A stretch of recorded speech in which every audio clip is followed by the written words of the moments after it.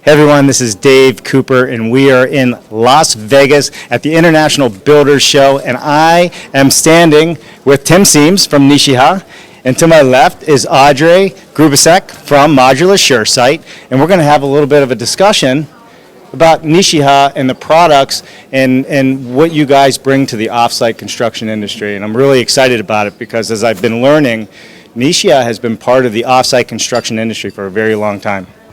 That's true. In Japan, a lot of folks know that about a quarter of the construction is done offsite, prefab, modular, and within Japan, about 50% of all projects have Nishiha on them.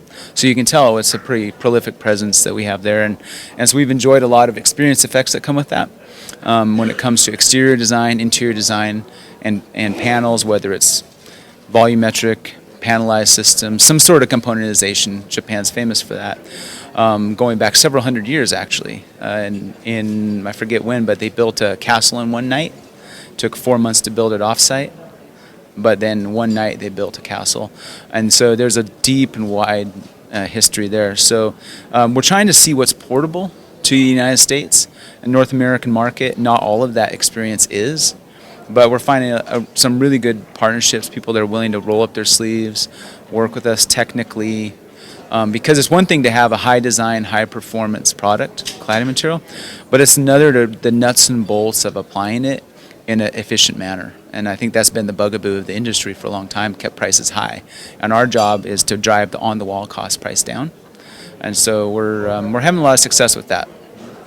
So, you're both in the commercial and the residential side of this, and you have a fairly large presence in the commercial side. And I know, Audrey, you guys were kind of talking about that a little bit. Yeah, I think one of the things that's really interesting when talking to Tim was really about the colors and the product. Can you give us a little bit of background about why that's so important in the industry today?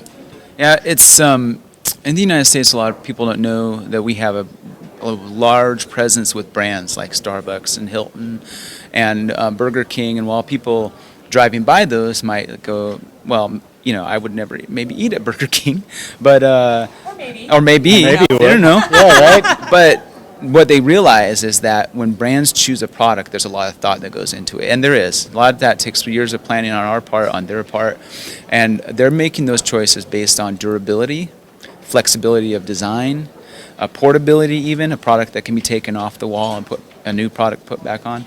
And so when brands look at those things, there just aren't a lot of choices.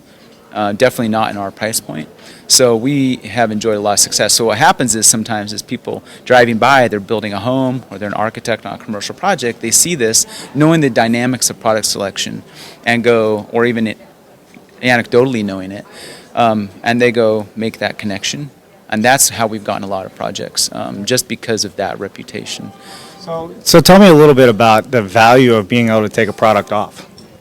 Well, I think that what's interesting is in Japan, sometimes when they leave their apartment, they'll take the cabinets, the flooring with them. Sometimes they're on lease programs. Well, they do that with wall panels, accent wall panels too. And so that allows them the ability to remove it, take it to their next home, reinstall their cabinets, get some fill-in material, and then they have basically what was their old home in their new home.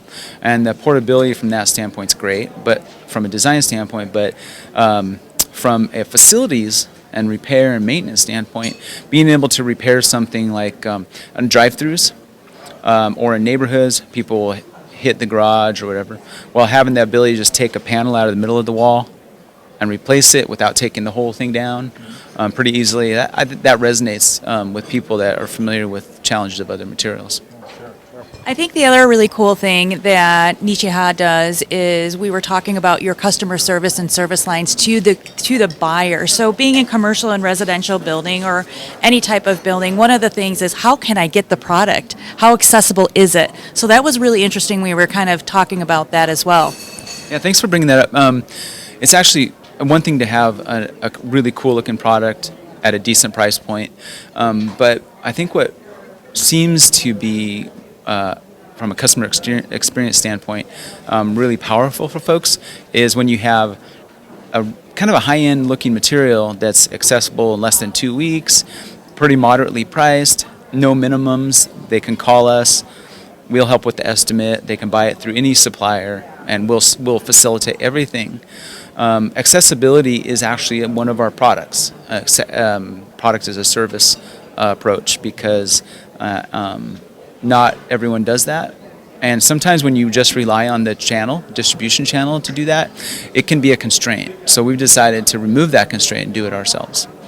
That's interesting. So let's talk a little bit about, the value of your product moving forward in the market as you're trying to, gain the market share. Where do you see yourself fitting in, Nishiha, into the market? Residential is a big push this year for you, right? Yep. Yeah, I think so. From a design standpoint, whether it's traditional, transitional, contemporary, modern, or someone's trying to have contrast or context, because you have you see a few of them here, such a broad selection of sheens and colors and profiles and sizes and formats. What that allows folks to do, because it's all on the same platform, a rain screen clip system, panel and clip system, they can make those changes fairly easy without changing too many of the components on the job. So there's that. Plus another challenge is you have your commodity materials that everyone has. Some markets it might be thin fiber cement or brick or vinyl, and then to jump up to like a Corten steel or Swiss pearl or something like that, you're going from a $8 a square foot price point to a $60 a square foot price point. Well, we're really just moderately priced above that lower price point, but you're getting such a more robust building envelope, high performance, and the great thing. One of the things I really liked about going to Japan was meeting the designers, and they're artisans and engineers. There's this great combination in that heritage of how we started and been successful in Japan. So I think that price, that accessibility, the design options gives a lot of people new choices. The question is that we're working on right now is how do we get that word out and have more direct conversations and interaction with the end user to help them through that process. So that's what we're really focused on right now. I think one of the things I want to do is I want to show some of these products. What do you think? Yeah, for sure. You're not. I know I'm going to knock down your nice display here. It's all right. But look at this, right? Yep. I mean, you don't see that by a regular, siding manufacturer or any exterior sheathing, whether it's an interior use or an exterior use. The options are amazing. Yeah, so what we tried to address is some things like architectural concrete to address the scope of work, the warmth of wood without the maintenance, high gloss panels that would be normally really expensive with a metal panel, or even stucco and EFIS materials.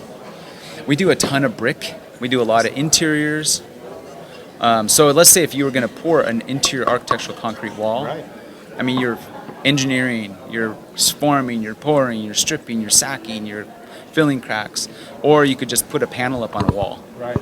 So over prescriptive construction. So we're just trying to streamline that process from a scope of work standpoint, to add options for basis of design, and then give people in the commercial context, but in the single family world, a value engineered option to commodities.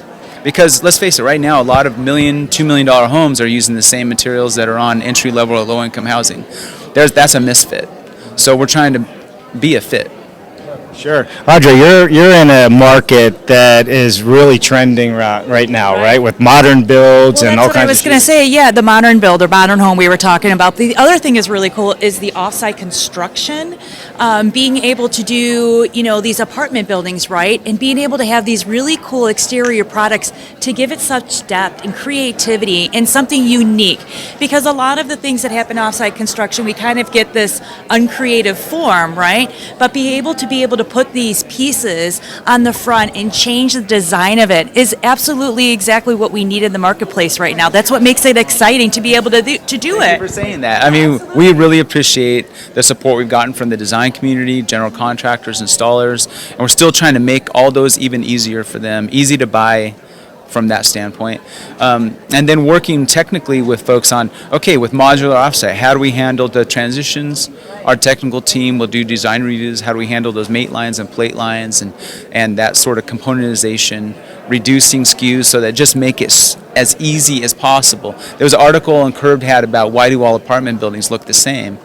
And it's because they haven't been able to find or apply or have access to something different that doesn't completely blow the budget out. So that's where we're really enjoying a lot of success and made a lot of friends in the industry that way by giving them something that they previously didn't have. So It is Yeah, exciting, I love right? it. I Right? do. I love it. So, listen, Tim, we're going to hang out here with you at IBS. We're going to have some fun. Live streaming here in a little We're bit. we're gonna give it an attempt, right? Let's make sure we can get our signals up and everything. But we're gonna go live outside, maybe on the showroom floor, and we're just gonna have kind of a virtual roundtable of just fun. Yeah, let's do it. Right? We'll have some fun. So there you have it, everybody. We are in Las Vegas, and we have the opportunity to hang out with Nishiha, Tim Seims, with special guest Audrey Grubesic from Modular SureSite in Denver. You guys are awesome. This is really fun. It is fun, right? you. And you can expect to see a lot more from us. So what do you say, Audrey? It's awesome. Thank you. This is so super exciting, and I think it's so ingenious to be able to be in a place in another format in a huge environment. So it's awesome. So there you have it, everybody. Dave Cooper Live. We are in Las Vegas, Nevada at IBS 2020. Nishiha, Tim Seims. Thank you, buddy. Thanks, We'll, guys. Nice to meet you. we'll see you next year.